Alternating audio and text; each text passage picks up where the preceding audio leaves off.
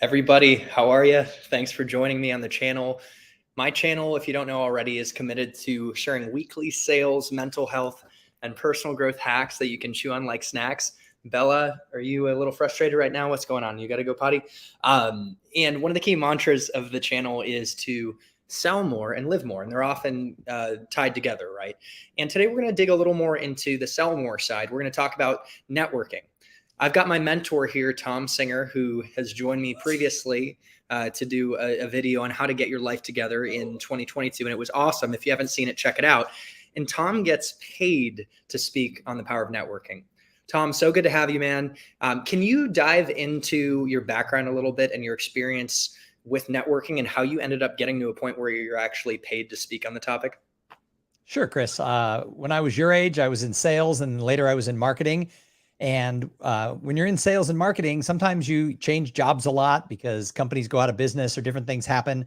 And every time I would be in a situation where I was looking for a job, I always had a new job within 2 or 3 weeks, and I rarely made an outbound call. And one of the reasons for that was I was really involved in the community. I worked for companies that sold to the tech community. I didn't work for a tech company, but I worked for services companies like law firms and banks and consulting firms. And I was engaged with people and I helped people along the way. I always attended different networking events. I was involved with a lot of associations and the Chamber of Commerce and tech industry, groups and things like that. And people always started saying, how is it that when your company that you work for pulls out of Austin or goes out of business, they're like, how do you always end up with a new job, like within 3 weeks? And it was because I was really well connected. So people started asking me to come and talk to their teams. I was successful in sales. I was successful in marketing, and people are like, could you share that? And so that's kind of how it came about. I became a speaker talking on the subject of why connecting with people and investing time to build long-term and mutually beneficial relationships, why that matters. So one reason it matters, it sounds like, is it allows you for career flexibility and resilience. Imagine if we lost our job, you can bounce back quickly and open up the door to new opportunities when you have a strong network. So I do want to pick your brain about more benefits of networking. And you kind of hit on the definition of networking, but could you share it again? Like, what is networking? Yeah. So I talk to a lot of people, Chris, and they have lots of opinions. A lot of people, I'll say something about networking, they'll roll their eyes. They're like, God, I hate networking. And I'm like, really? Tell me more. And they hate going to big, giant groups of people where they don't know anybody. They hate being served stale cheese and boxed wine. And I'm like, that is so funny because that's not networking. That's a poorly run networking event, but that isn't networking. The actual definition of what it means to network is it's the creation of long-term and mutually beneficial relationships between 2 or more people where everyone involved in that relationship finds more success because of the relationship than they would have had without the relationship. So when I tell people that, I go, do you still hate networking? They're like, no, I totally want that, but I hate networking. I'm like, no, you've got it all wrong. The actual event itself is just a tool to meet people. In fact, networking doesn't even take place at a networking event. Networking takes place after you've met somebody. Now you can meet people online. You can meet people through social media. You can meet people through, coworkers and other things, but how do you develop the relationship? That's the networking part. And I always tell people that networking is not a verb. You don't go networking. Networking is a lifestyle choice. Networking isn't a verb, it's a lifestyle choice. And it's not really a means to an end, but something to enjoy and appreciate in and of itself. And when you become a networker from a place of integrity and authenticity, man, can that be fruitful. And I've seen it in tech sales, just building a network with past clients or even friends and family. I'll sometimes notice on LinkedIn that a family friend is connected to an executive at a company that I want to talk to, and they're willing to make an introduction. Or, in tech sales, I've seen it at Oracle and Google where they eliminate business units. And through the network, Jason Stoddard, he's local to Austin. Well, he was able to connect me with the CEO of a tech startup when, Google eliminated the inside sales org when I was there. And I was able to connect with an opportunity. Now I got a promotion at Google to be a field sales rep, and I saved Google, but I had that security. But Tom, could you talk more about examples of networking and from your perspective, the top benefits, if we had to hit them all? You made the comment that it's not a means to an end. To some extent, it is. One of the reasons, if you're in tech sales or any type of sales, one of the reasons that you network is to build your reputation within your industry. And the reason you're doing that isn't just so, hey, I can go to really cool parties. I mean, that's nice too. But the reason you're doing that is you want to make more sales. So it is a means to an end. But if That's you're fair. only Be doing it, accountable. yeah. If you're only doing it so that you win, it's not going to work for you. The mistake is people say, oh, I went to a bunch of networking events and nobody referred me any business. And I say, well, how many times did you help the people you meet? Did you, introduce them to people? Did you go on and, help promote their social media, or did you talk up their product or service? And they're like, no, I'm too busy trying to sell my stuff. And I'm like, well, networking isn't just looking up and hoping somebody up the ladder helps you. You've got to look up, you've got to look across, and you've got to look down, and you've got to be willing to help anybody when you can. One of the easiest ways to help people is, to comment and share stuff they're doing on social media that helps promote their business. And people lots of times will like things, and I'll use Twitter as an example, but it's true across the social media. If I tweet something, if I put something on Twitter that says, hey, we just did this live stream on Chris's page, and you like it, that just says, hey, Tom, I see that you talked about my stuff. But if you share it or you make your own post, that tells people who I am. So the mistake is, don't just like people's things. The algorithms on all these social medias want comments and shares. And so when you're commenting and sharing on people's things, that's one way you're helping them, because it gets their post seen more. Another thing is, can you introduce people to somebody? One of the best questions you can ask when you start networking and start building a relationship, find out from people, what is their ideal client? And then ask them, is there anybody specifically you'd like to meet? Or what's your biggest challenge you're trying to accomplish this year? And then you're not going to know everybody they're trying to meet, and you're not going to know how to solve every challenge. But every now and then someone's going to tell you, and you're going to be like, oh my gosh, I know them, or I know someone who can help you accomplish that. And then you make that introduction and help them. So people are always talking about networking. They want to get referrals. They want magic referrals from all these people they meet. And I go back and say, well, how many people have you referred? And they always have an excuse. I don't know the right people. I'm too busy. It's this and that. If you're not referring people, why would anyone refer you? They don't know you that well yet either. But the best way to get on someone's radar screen is make a referral that leads to business. I mean, in my industry, part of my career is I work as a professional speaker. If somebody refers me to a piece of business that I get, and then they ask me for a favor, they've got my attention. So one thing you told me is, as trust goes up, the bottom line or revenue goes up. Didn't you say something like that? Could you speak to it?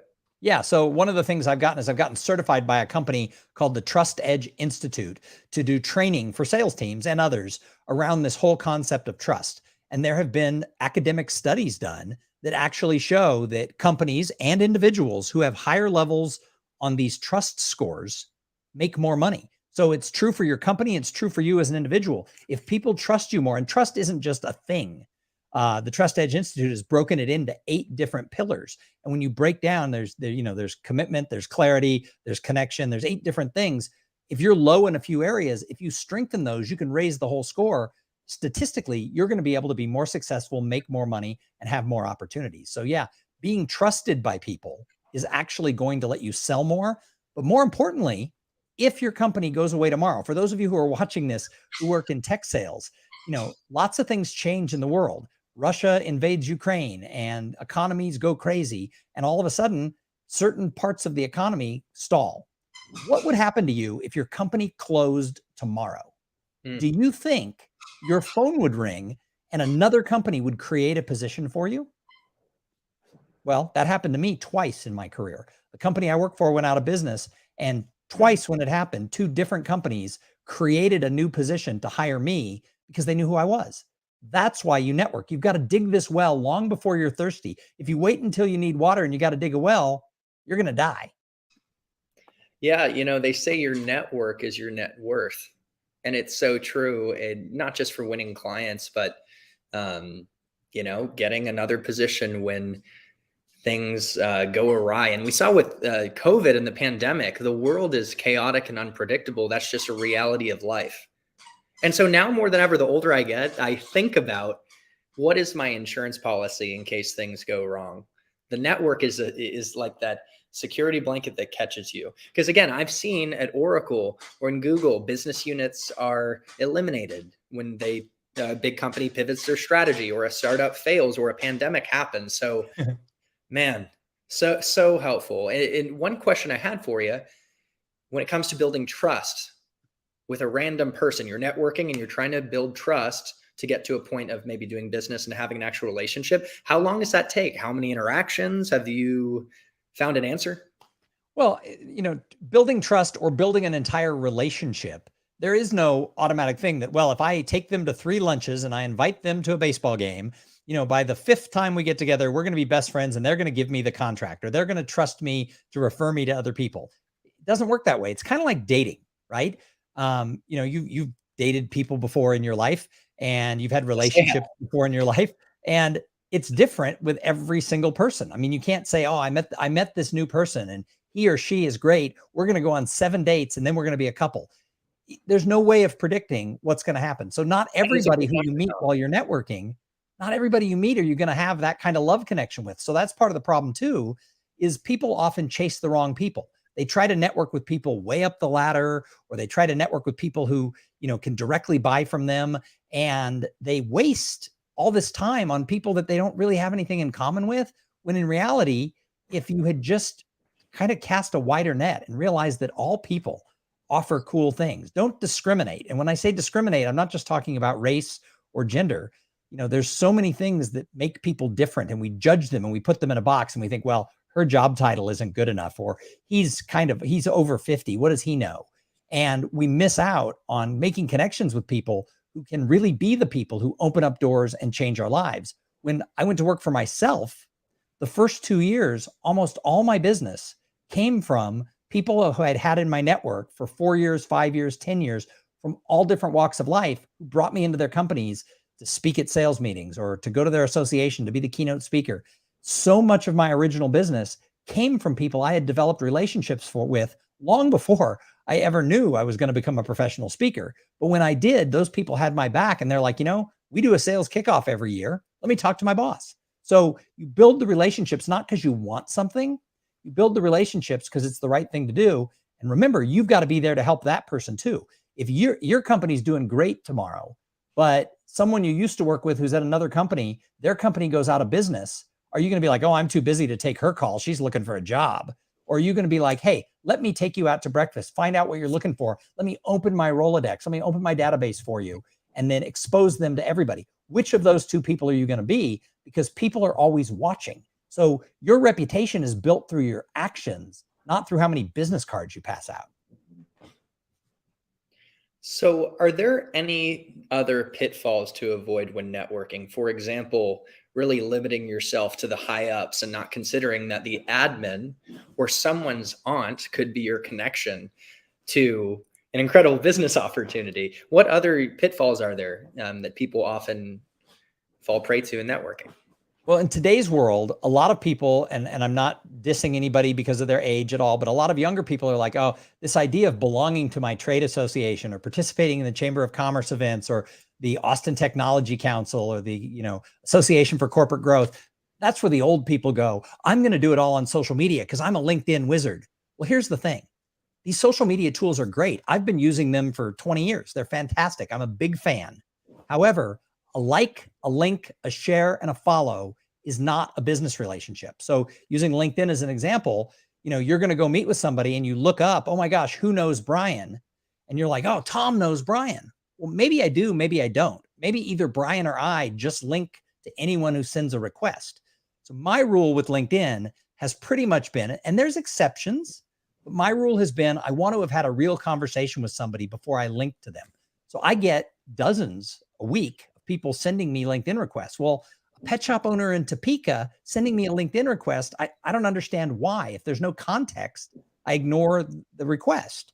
Now, I'm going to be honest. If a meeting planner from anywhere sends me a LinkedIn request, or the head of HR, because I also work in executive search, if the head of HR from a big company sends me a LinkedIn request, I'm going to accept that. But then I'm going to reach out to them and want to have a conversation. But in most cases, I want to make sure that I've had a cup of coffee, a meal, or a beer with somebody before I link to them on LinkedIn, because I don't want my LinkedIn crowded. And there's all these people giving advice saying, link to everyone who breathes air in your industry because you never know who will follow you and they'll see your posts. Well, if you don't have a dialogue with them, if you're not commenting on their stuff and they're not commenting on your stuff, the LinkedIn algorithm isn't going to show them anything that you do. I talked to a guy who wanted to represent me in the speaking world. He wanted to do marketing for me. And he told me, he goes, in the last 3 months, I got 5,000 new contacts on LinkedIn. And I said, so what? And he goes, well, that means 5,000 more people just in the last 3 months will see every post I make. So I went and checked out his LinkedIn, and he gets no comments and almost no likes. So, 5 or 10,000 followers don't mean a thing. Remember that a like, a link, a share, and a follow are useless if there's not some sort of a foundation for a relationship, because we forget who people are, even if we've met them once. And later on LinkedIn, we see their name. It's like, Chris Bussing, who is that? So you have to actually develop a relationship before the social media tools are useful. So I think people jump the gun. They start thinking that a like, a link, a share, and a follow is more meaningful than it really is. And then the other mistake is if you send a LinkedIn request and somebody immediately accepts it without any context, and then you turn around and try to sell to them, nobody likes that. And yet that is the biggest change in LinkedIn in the last 2 years is people are blindly trying to sell to strangers. And now if you pay a certain amount of money, you can send in-mails without even being connected to them. And somebody sent me a thing the other day that said, have you ever thought of being a professional speaker? I'm a coach who teaches people how to make money doing it. Well, if they had looked at my page, they would have known that I've done that for 12 years. And well, you can always be better. They treated me like I was a brand new person, which means they didn't read my page. So just spraying and praying, throwing out blind things to people, I don't think that helps you build a network. That helps you be a spammer. Yeah, you know what? I've been guilty of that, where I connect with someone and then I send them a note. No, I try and be tactful though. I'm not immediately like want to buy my software, but I, thank them for the connect and say, I'm glad to be connected. And I try and have a soft ask for a meeting and a conversation and allude to some value. But what do you think is the best way to follow up then once you do have a accepted connection request? So you need to have some sort of a conversation. Now, this can be digital. It could be just back and forth, with direct message. It could be a couple of emails.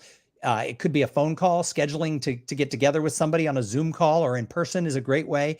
But I think that one of the best books I ever read, and it holds pretty true today. I mentor a bunch of people who are in their 20s, and I always tell them to read this book, and I don't think any of them ever do. But Stephen Covey's The 7 Habits of Highly Effective People. Yes. The book's about 35 years old, but when it came out, it was a life-changing book for me. And one of the things it talks about is you have to establish an emotional bank account. You can't just walk into Wells Fargo if you don't have a Wells Fargo account and say, I'd like to withdraw $100,000. I will tell you, I used to work for Wells Fargo. They will not give you $100,000 if they don't know who you are. They won't give it to you. They won't loan it to you, etc. So it doesn't work that way in relationships. You can't just be like, hey, I just met you, buy my $100,000 software. Wait a minute, that's a lot of money. Now, it's something different if you're transactional. If you're selling a $20 product, you can do this because you just got to sell it to the next person. But if you're in tech sales, if you're selling enterprise software or some other expensive buy that has to go through several layers of approval, and you think that you can just meet them and say, hey, I'd like to make an appointment to tell you all about what I have to sell, you're never going to be super successful. I mean, you may have some wins, but you're never going to have a sustainable career. So you have to make deposits in that relationship bank account. Again, one of the ways you do it is find out what they need. Who can you introduce them to? Can you take a couple of different people out to lunch who you know? I used to do a deal when I was younger where every Wednesday I would go to the Four Seasons Hotel and I would invite 4 people who I assumed did not know each other. Now, sometimes they did because you don't know who goes to church where or who goes to the same synagogue. But for the most part, I would say, hey, on Wednesday, I'm inviting a couple people. Now, I worked for a company that gave me an expense account, so I could afford to do this, but it would have been worth it to do it myself because to pay for it myself. And I'd invite people and I'd pick up like some appetizers and like 2 drinks per person. It doesn't cost all that much money in the big scope of things, but you bring people together just because you're like, hey, I know all of you. I think you all would benefit. You end up having a fun time with 4 or 5 people.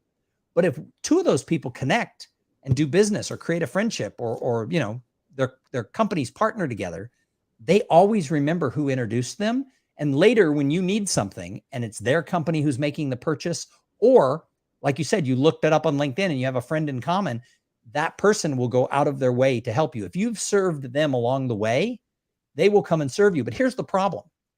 To develop the type of network I'm talking about can take 5 years of work, of really putting people together, being nice, being kind. Some people are going to screw you over. And I talked to a lot of people who are like, Tom, I took your advice and I was really helpful to all these people. And this one person totally screwed me over. So I'm not doing that anymore.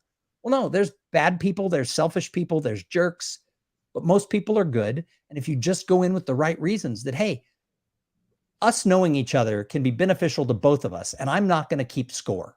If I'm more beneficial to you, Chris, that's awesome. If you're more beneficial to me, that's awesome too. In the end, it all works out. But if you think you can just go out and be like, okay, it's all about me. How do I get this? I'm going to get from that person. I'm going to take from this person. Okay, that person's not giving me anything anymore, so I'm dumping them. I see it all the time. People try to better deal their network. They make friendships, and then they're like, well, he's not really as popular in the industry as I thought he was, or that person has had like some bumps in their career. And they're like, well, I'm going to move over here and befriend the shiny people. I want to be friends with these people because they're new and shiny. All the people you used to know hate you. And they do the opposite of working for you. When something comes their way, they give it to your competitor with joy. I actually know someone who people actually give referrals to other people who could go to that person, and people take joy in not giving it to this person because she screwed over some people along the way. Wow. One thing that stands out is networking is not transactional in the moment. It's a long-term investment. And another is the importance of giving to get. And remember, we had a conversation. I talked about how to get the meeting in a different interview that we did. That was a fun conversation. I found that at Oracle. I taught it at Google when I gave trainings to BDRs on how to get meetings, is give to get, offer value. And eventually the law of reciprocity kicks in where someone wants to help you out in return. And so one thing I think of, and you alluded to this, is the power of in-person, a coffee, a dinner, create an experience, maybe put it on the corporate card if you can, if you're in B2B tech sales, as opposed to a virtual like or share, but have an actual experience, give and provide. And it's amazing how that opens up doors and conversations. I actually am super excited. I just got approval to take some clients to a jazz game. I cover Utah. That's one of the territories, along with New York and Texas. So I'm a little all over the place. I'm at a startup, so it is kind of like the Wild West. And so I'm going to lock that in and bring clients to a Utah game. We're going to have food and a great experience. And I really think that will be a foundation for business opportunities and, of course, long-term relationships. So, well, Chris, here's the thing. That give to get is important. Two things. When you talk about give to get, the book that everybody watching should go read is The Go Giver by Bob Burg. Now, I know Bob Burg. He's a professional speaker. He's a friend of mine. I will tell you, I like to believe that I live by what I say. So if I'm teaching a lesson, or if I've written a book, or I'm giving a speech, I like to believe that I live by those traits. Nobody is a better go-giver than Bob Burg. He would give you the shirt off his back and not expect anything, but you should read his book if you really want to understand how this works. The second thing I wanted to comment on is this idea of sharing these in-person experiences. Here's what you got to remember. Human relationships throughout time, and I mean, I'm talking thousands of years, friendships, relationships, dating, business relationships, etc. They are all built through shared experiences. And so now people are looking for shortcuts. They're like, oh, well, I know her on LinkedIn, so we'll call her. Well, that's not a shared experience. Anybody could be linked to her on LinkedIn. However, that's why if you look for things that you have in common, maybe you didn't even share those things together. But like one time I was being considered to speak at an event for a tech organization, and the CEO was like, well, doesn't really have a tech enough background. The meeting planner said, just talk to him. I looked him up on LinkedIn, and he had gone to Carnegie Mellon University. So when I got him on the phone, I'm like, hey, I see that you went to CMU. And he got so excited. He loved his alma mater. And he's like, did you go to CMU? And I said, no, all my money does. Because at the time, my daughter was a junior at Carnegie Mellon University. And he laughed at that joke. And we talked about it. We talked about the city of Pittsburgh. We talked about the university, how much it had changed. All we did, we had a shared experience. Now, I didn't go to college with him. He was older than I was. And I went to college in San Diego. But we had a shared experience that he loved his university and my daughter was a student there. So you want to find things that you can share experience either physically, like going to the Utah Jazz game together, or things that you share in common where you have an experience separately, but both of you have it so deeply that you can share it distantly. But too many Okay. people think that just something superficial counts. You got to find the right thing to have a shared experience. Now, you've told me once before that all opportunities come from people. Could you elaborate on that? Well, I mean, it's pretty simple. You know, you're sitting in a chair right now. I'm sitting in a chair right now. These are great chairs. Neither of us have had our chair collapse during the 20, 25 minutes that we've been together doing this conversation. But that chair will never send you an opportunity. There's nothing an inanimate object can do to send you an opportunity. But every opportunity, Chris, that you've ever had in your life, and every opportunity that you'll have tomorrow and next year and for the next 80 years, and everybody who's watching this, and I say next 80 years because I think for someone your age, the lifespan's probably 110 years old. So you'd better start putting money in your 401k because you're going to live a lot longer at your age than my age or my dad's age. But the idea is that every opportunity you or anybody watching is ever going to have is going to come from a person.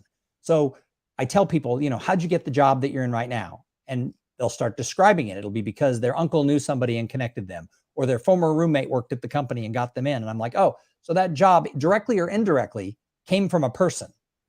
Guess what? All of our jobs come from a person. All of the doors that are open for us come from a person. And so often we think it's this Lone Ranger mentality that I'm such a great salesperson. I'm going to go out there and knock on the doors and do this. Most of your great opportunities, somebody either opened the door for you or at least cracked it a little bit so that you could kick it in. So remember that every opportunity that's ever going to come your way comes from people, and you can't prejudge who those people are, because lots of times the people you think can help you won't or can't. And the people who you think, oh, well, she can never do anything for me, I'll just be nice to her, gets you booked, and you get 10 opportunities because of it. Wow. Well, we talked a lot about networking to drive clients and external networking and networking to get a job. But what about internal networking to the company that you're working at? What are some of the benefits to building a strong internal network, and how do you network effectively internally at your company?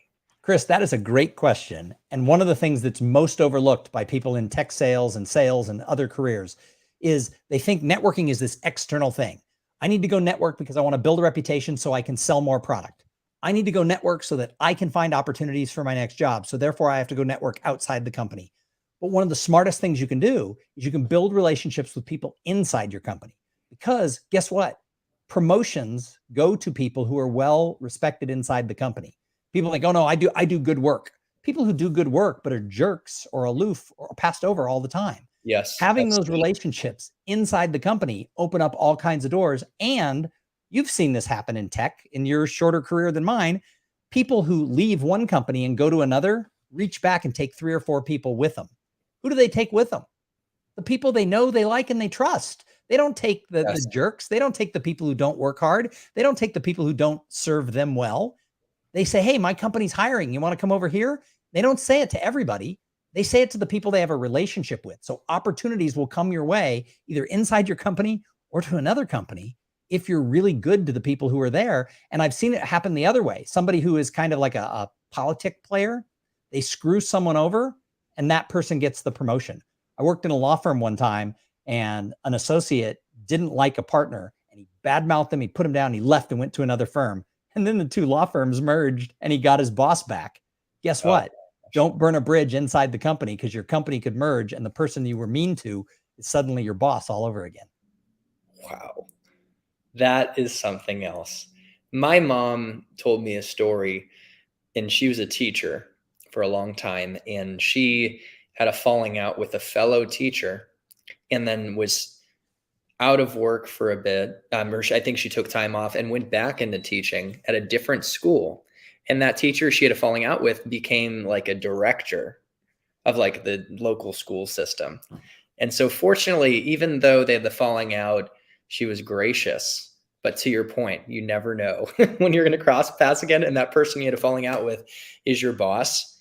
So, Oh yeah, and people who you badmouth. Here's the other thing to remember: people like to gossip, they like to badmouth, they like to tear other people down.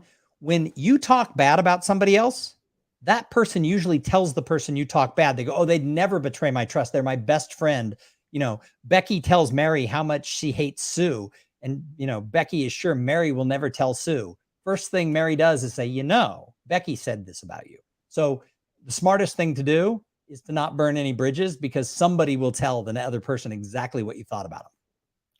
Yeah, people do not keep quiet. Even if they tell it to your face, they're going to, gossip. Oh, I feel like as humans, we love gossip.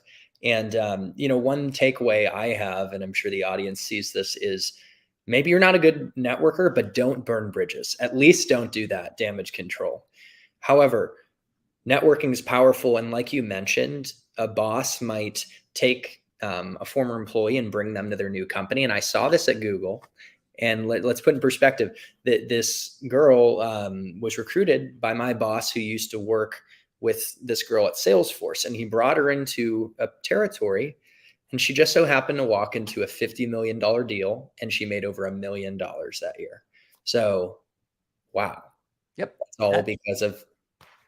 And hopefully she realizes that all opportunities come from people, and that big giant deal in her territory wouldn't have been hers if that boss hadn't hired her into the new company. And, some people get lucky and think they invented sales. I know people who they get lucky in business and think they're a business genius.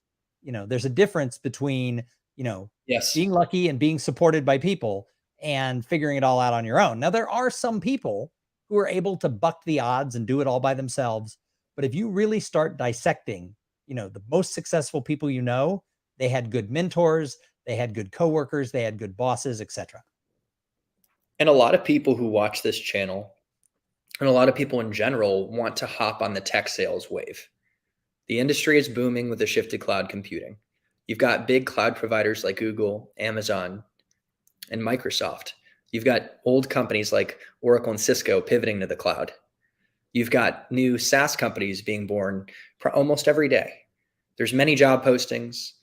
They pay a lot. And as I say on this channel, it's very true. One of the fastest career paths to six figures.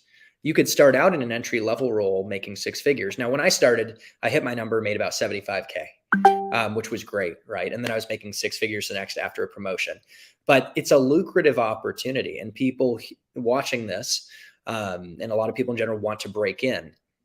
Networking is so important for someone, say, who doesn't have the experience, but could override that with the ultimate shortcut, which is having a network or a connection. So I really think, Tom, it ties in. Oh, yeah, no, you're absolutely right. And that happens all the time. Is people without the background get hired for a job because the person already knows them, likes them, and trusts them, and knows their skill set. I was up for a job actually against a friend of mine who she had the perfect resume for the job, and I got the job. And she said she was upset, and we're still great friends. Her life worked out great because of it. Actually, she went a different direction and made more money than I'll ever make. But at the time it happened, she asked another friend, why would they pick him over me? Because she had the perfect resume. And the friend said, because they wanted him. If they want to hire you, it doesn't matter what your resume says. I have a friend who works for a company like a Cisco, like one of the big brands. I won't say who, but works for one of the big brands. And that company requires you to have a college degree. And my friend doesn't have a college degree. And people are like, how do you work here without a college degree? And he said, oh, I work for the competitor and I outsold them. So the sales manager wanted him and got the company to bend the rule, because when the company said, no, he doesn't have a college degree, he said, that's funny. He's outselling us in that market every day. We want him on our team. And the company bent the rule, and he's been with, that company for a long time. So the rules exist until the company wants you, then they'll bend the rules and they'll make a job for you. Yes. And one thing in sales is that, and this is great news for people, it's about outcomes. And if you can deliver outcomes, that trumps, education or anything else. And if you have a great network, you're going to deliver more outcomes over time. It doesn't happen instantly, but over time, the people who have a great network and are really consistent and true when it comes to who they are as a person, both on the trust side and their accountability side. This is one of the things I do when I go in and do training for sales teams, is we talk about business relationships, trust, and accountability. When you really live by that, you can write your own ticket, but it might take you 5 or 6 years to build that reputation. But if you can produce sales and people like you, they trust you, and you're accountable and you do what you say you were going to do always, you're never going to be out of work. So there's no question that building a network is probably the most valuable investment you could make in business and in life. Because as you build it over time, it becomes your most strategic asset that you can take anywhere you go, any company, working for yourself or not. And it brings you opportunities. It reaps fruit like a harvest every year if you need it, right? I'm dragging this metaphor out. We see it's important. But what about for the people that, again, say, I'm awkward, I'm introverted, or I don't like networking, I feel sleazy? Can you talk about the mindset shifts necessary for someone who's anxious to overcome that, or is making some type of excuse, or feels uncomfortable? Sure. Well, there's a lot of pieces of what you just said. The first thing is the person who feels it's smarmy, or you said sleazy. My thing is, you're not doing this for just selfish gain. If you're building relationships and really serving others, and if you're altruistic about the fact that I'm here to help you and you're here to help me, and let's see where this goes, then there's nothing smarmy or slimy about that. I mean, that's serving others is never a bad thing. Now, if you're keeping score, or you're like, I'll help her because then she'll open the door, and as soon as you get what you want, you dump her and move on to new friends, that you should feel slimy about. But if you really care about people and you want to see everybody succeed, there's nothing slimy about it or smarmy. However, you're talking about the people who are a little more introverted, a little more shy. I'm going to tell you a secret, Chris. Introverts are better networkers, like big time. Introverts who pay attention to this are better at it. And the reason is that if you're talking to an extrovert, the extrovert, and I'm one, I have to work on this. Me too. The extrovert is often thinking, while you're talking, what can I say next? Or what will I say next? The introvert typically doesn't want to be the center of attention, so they'll ask more questions. They'll listen more closely. Now, because they've asked more questions and they listen more closely, they learn more about the other person. That means when they get home, they're more capable of thinking, you know what? Chris should know Brian. And they're able to put the pieces together. So actually, introverts are better, especially when they're speaking with extroverts, because if they can get the extrovert talking, that extrovert is going to love them. They've actually done surveys on this where they put two people together who don't know each other, and they do it like you've seen it on like reality TV. They send people on a blind date. You've probably seen what I'm talking about. They put a camera in the flowers. They float microphones in the beer. They tape everything. The person who talks the most is like, oh my gosh, I love them. I hope we get married and have 3 kids. The person who talks the least is like, yeah, I don't want to go on another date. It's true in business too. If you can get the other person talking and you can listen and nod and keep asking questions, they're going to like you better. And so introverts are actually better when it comes to building that networking game. And often they're even better in the sales game, because once they can socialize themselves to go through the motions of being in the social situation, they're actually better at it because they're not going to bulldoze over everybody. I saw at Oracle, one of our top performers when I started out was a big time introvert. And so that's a misconception that if you're an introvert, you can't be successful in sales. In fact, it could be your competitive advantage. Totally. He went on to sell at Amazon Web Services, and he's still there today. And that's the cream of the crop for cloud sales. Man, is that a good spot. And he does great. He's introverted. So that is a really good nugget. And you hit on another key thing is people want to hear themselves talk. And I'll tell you, I've gone on dates, and my best dates are when the date says, you know what, I've talked so much about me, tell me about you. And that's a key point right there where I realized like things are going well, right? It's really important to listen and let the other person talk. And introverts tend to do better with that. You hit it on the nail too. It's like, I sometimes think about, what am I going to say next? What am I going to ask Tom next? So for an extrovert and all those extroverts out there, it's something that we can consider to be aware to slow it down and listen more when we are networking and in an interaction. It goes a long way. Now, Tom, to wrap this up, and this has been full of nuggets, I'm going to rewatch it. It was really, really great and insightful. And I know this is your bread and butter. To wrap this up, can you tell that story, your famous story about why networking is bigger than just business?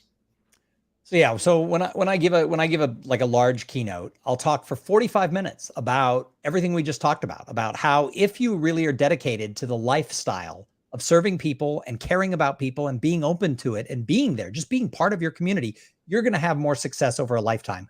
I've seen it work. I'm 55 years old. I've seen it work for 40 years. The people who really are there for other people, are the ones who never go lonely or never sad when the shit hits the fan in their world. But what I tell people is this isn't just about business, because anytime you're interacting with other human beings, other carbon-based life forms, on the other side of that relationship, is a person who has their own stuff going on in the world. And Chris, do you know what I mean by stuff? We all have it. And in my day, my generation, we were taught you leave the stuff in the parking lot. You don't bring your personal life into the office. Now, the world has changed a little bit. We now bring our mental health, and we bring our health, and we bring our family issues kind of with us all the time. But 35 years ago, we were kind of taught, what's going on in your personal life stays outside. And yet we can't compartmentalize that way. Humans, it's all wrapped up together. So anytime you're talking to another person, the person has their own stuff. And sometimes it's good stuff. Sometimes someone just got a promotion, or maybe they're getting married, or maybe they just bought their first house, or if they're older, maybe they had their first grandchild, or they're taking a round the world cruise. And a question I always ask people when I'm networking, and usually after I've talked to them for a little while, is I say, what's the good stuff happening in your life outside of work? And they'll tell you, people want to talk about the good stuff. They'll talk about their daughter's wedding. They went shopping for a dress, or they'll talk about their honeymoon in Hawaii or whatever it is. And so that's one person said to me a couple of years ago, I said, what's the good stuff going on in your life? And she goes, oh, my husband and I just sold our business for $25 million. I'm like, that is good stuff. That is like as good as the good stuff is. However, sometimes bad things happen to really good people. Sometimes people go through bad things in their life, and they still have to come to work every day. They still have to show up at that industry conference.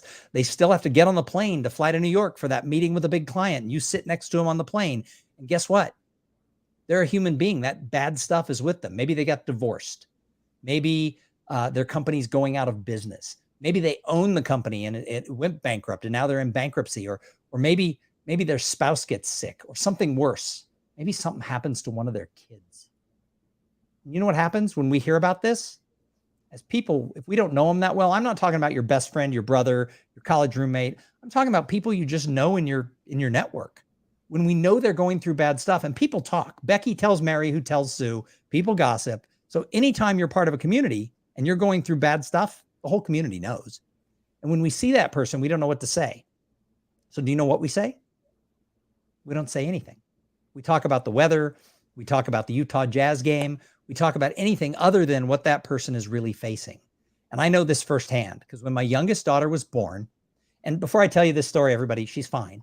My youngest daughter was born 20 years ago. She was born with a condition that went undiagnosed. She was born with a condition where the bones in her skull had fused together. And the problem with that is her head could never grow this way. It could only grow that way.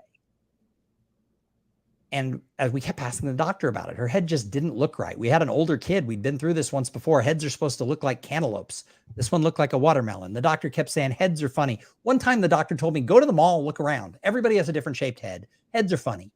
Well, there's a fun game. Go look at people's heads. You're like, wow, there's a noggin for you.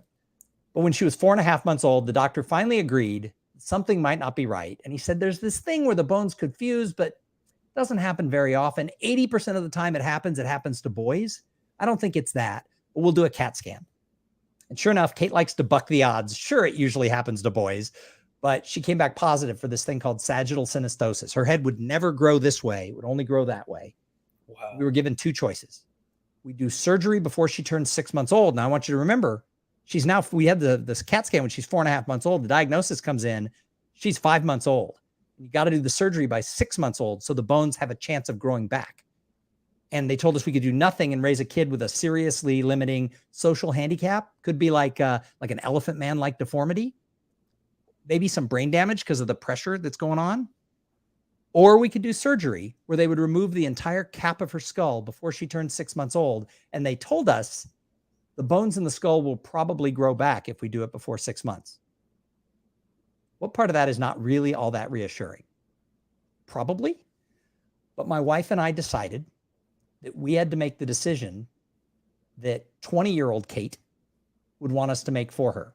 If we didn't do the surgery and she was teased her whole life, she had this deformity, she had learning disabilities or whatever because of it, she would not forgive us knowing that we could have done something. But there were risks. There was about a 10% shot something really bad could happen if we did the surgery. But we made the decision of what 10-year-old or 20-year-old Kate would want. But the problem was I had a really high profile job at the time. I was the marketing director for the biggest law firm in Austin. And I was going to all these tech events because we would sponsor them, or I was asked to be the MC because I had that skill. And everyone in the community knew what we were going through. But here's the thing. Most people didn't know what to say. I went through this. Most people would look at their shoes and go to the bar. People I'd known for years couldn't bring themselves to come talk to me.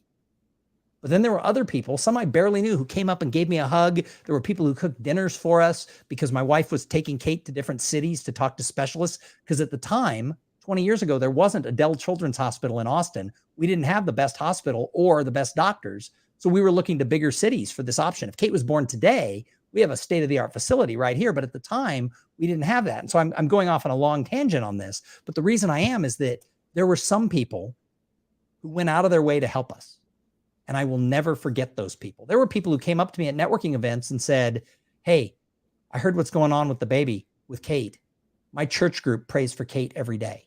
People from every denomination you could imagine would just give me a hug and just say, we're thinking about your family. I mean, that's awesome. When you're going through the bad stuff, you want to be seen. You need to be seen. And most people turn away from the people going through the bad stuff because they don't want to bother them.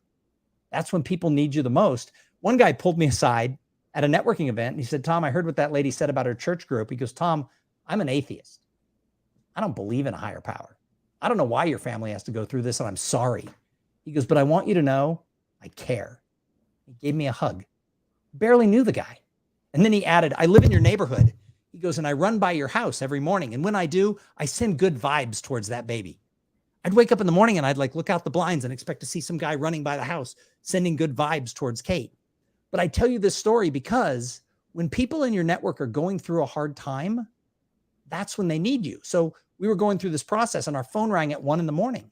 and I answered the phone and it was somebody in my network and he identified himself and I'm like, yeah. And he goes, Tom, I just got off the phone with my first cousin. It's 1:30 a.m. What are you talking about? And he goes, my first cousin is one of the top pediatric neurosurgeons in the world. And I said, yeah, we've talked to like 6 of them. And he goes, no, you got to talk to my cousin. And I go, we've settled on a doctor. And I'll always remember what this guy said. He said, Tom, you're talking about Kate. Don't settle. And I was like, whew. And he told me who his cousin was. You couldn't get in to see him. It took 4 months to get an appointment with this doctor because people came from all over the world who had any type of craniofacial abnormality to see this doctor. And the thing was that I'm like, you can't get in to see him. We've got to do the surgery in the next month or so. And he goes, he's expecting your call tomorrow. The next day I picked up the phone. I called Rady Children's Hospital in San Diego. I asked for Dr. Meltzer. They patched me through to his assistant. She identified herself and said, Mr. Singer, he's expecting your call. And I spent the next hour on the phone with the top pediatric neurosurgeon in the world talking about Kate and the surgery that she needed and what we had decided to do. Here's the thing. This doctor had perfected a new surgery. It was less invasive, less time in the hospital, less bleeding, less swelling. And he said, I want to see Kate tomorrow. And I said, whoa. How many times have you done this new surgery? And he said 13. My God, Chris, I wanted him to say 497. But he said, I want to see her tomorrow. The next day, my wife and Kate flew from Texas to San Diego. She spent the day with this doctor and a pediatric plastic surgeon. She called me that night and she said, the Lord works in mysterious ways. Your network opened up a door. I'm sitting in San Diego with the doctor who I think should do the surgery. Can you be here by Friday? 2 days later, my 5-year-old and I flew to San Diego to join my wife and Kate. And on Friday morning at 7 a.m., we handed Kate over to the doctors at Rady Children's Hospital. And they did this surgery where instead of opening her whole skull, they went in through a little cut at the front of the head, little cut on the back of the head, and they took the bones out in small pieces. It was a 3.5-hour surgery. And about noon, the nurse called my cell phone and said the words I'll never forget. She said, Kate is going to be fabulous. And Chris, here's the thing. Kate is fabulous. Today, she's 20 years old. She was a straight A student in high school. She is a sophomore at Dartmouth College in New Hampshire. She's a force of nature. She is going to take on the world. She's fun. She's funny. She's beautiful. She's a good daughter. She's a good sister. She's a good friend. And I tell you this story, not because any of you need a pediatric neurosurgeon. I hope you never do. I tell you this story because in your life, in your family, in your company, in your community, in your faith community, you're going to need something. And someone in your network, their first cousin, very well might hold the answer. But if you don't invest in people along the way so that they know you, they like you, they trust you, they won't call you at 1:30 in the morning and open up the door you need to have opened. So that's a long answer to your question. But the fact is that this isn't just about business. When you build a network, when you build connections, people will open up doors for you that you've never even imagined possible. And every time I look at Kate, I'm reminded of the fact that that's why you let people into your world, because you don't know who is going to have to call their cousin and save someone's life. Gave me chills, Tom. I've heard that story before, but it gets me every time. Thank you so much for sharing it. And amazing to hear how well Kate's doing it. She sounds like a force of nature. Maybe I'll meet her one day. I keep her away from all young men. That's not true. And she has a boyfriend. Okay. No, but still, man, I love the story. So what a high note to end on. Now, before we hop off and sign off, I want to make sure that people can find you. So where do people find you? Where do you want to point people to? And if they wanted to just connect and build that network, or even, bring you in for a speaking engagement. So number one, if they're YouTube watchers, which they're watching right now, a YouTube channel, it's just youtube.com/c/Tom Singer. You just search my name, it comes up. Main way to find me is my website. It's just Tom Singer, THOMSINGER.com is my website. And that links to my podcast, that links to my speaking, my books, etc. Perfect. So I will link those in the description. And one more time, the book you recommended, and are there any other books people should check out on networking? So I talked about The 7 Habits of Highly Effective People by Stephen Covey. I talked about The Go-Giver by Bob Burg. And then, I think anything, the great thing about books is no one book is going to hold the answer. So often, and we see this in sales, especially tech sales all the time, the sales manager gets a new book and he changes everything around the philosophy in that book. And then a year later, he gets a new book and he changes everything around the philosophy of that book. I don't think it's one book. I think that you've got to constantly read, watch videos, read articles, and then do what works for you, but don't follow any one piece of advice. Perfect. Well, Tom, thanks so much for joining. This was insightful. It was impactful. And that last story, as I said, gave me chills. Now, for those of you listening in right now, or those who are going to check this out in the future, if you like this video, make sure to give that like button a love tap. The algorithm loves that, and it'll show this video to more people who might benefit from the message. And leave comments. I've learned with my YouTube stuff is that if people leave a comment saying, really liked the video, here's why, or I disagree with this point Tom made, he's an idiot, doesn't matter. The algorithm likes comments. Yeah, that's such a good point. And also, you probably have some insights and perspective to share yourself. And that's really valuable to this community. We want to get discussions going. And maybe your comment will make a difference for someone else, or get a string of comments going. So yes, it helps the algorithm. And, we want to hear from you and get meaningful conversations going. And of course, if you've been lingering on the channel, you've been here before, or you're new, make sure to hit that subscribe button to stay up to date for weekly sales, mental health, and personal growth hacks that you can chew on like snacks. Happy selling and happy living. Until next time.